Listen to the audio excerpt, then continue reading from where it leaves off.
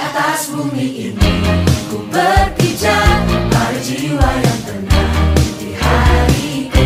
Kita berada dalam program Majlis Kembangan untuk Jom ke Sekolah, bantuan persekolahan yang diselaraskan oleh pihak MAEM, di mana hari ini untuk peringkat Parlimen Tangga Batu ke-44 DUN, lebih hampir keseluruhannya peruntukan adalah sebanyak 710,000 yang merangkumi 2,051 orang.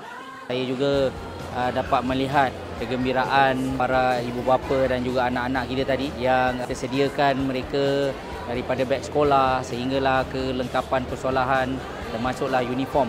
Memang saya kira dapat membantulah, terutama bagi asnaf fakir, asnaf miskin dan juga asnaf mu'allaf. Tahun ni sebenarnya penambahbaikan yang kita buat adalah dari segi penyerahan tersebutlah. Mana sebelum ni kalau ikutkan tahun lepas, tahun sebelum ni kita buat ikut daerah. Maksudnya 3 daerah saja. Tapi kali ni kita ikut parlimen, jadi ada 6 lokasi lah. Jadi satu penambahbaikan yang mana lebih dekat lah kepada asnaf-asnaf di DUN kawasan parlimen ni untuk mengambil barang. Kalau tidak, kalau daerah lagi besar kan.